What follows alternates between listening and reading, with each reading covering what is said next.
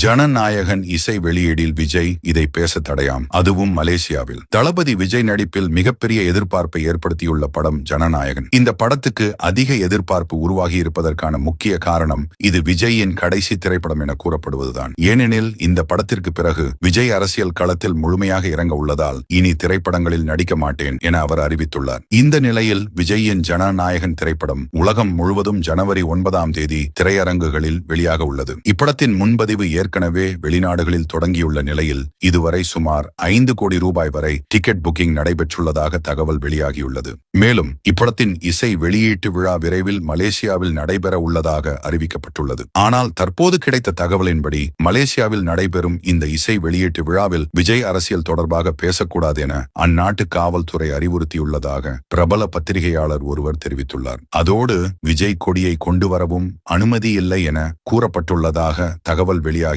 பரபரப்பை ஏற்படுத்தியுள்ளது.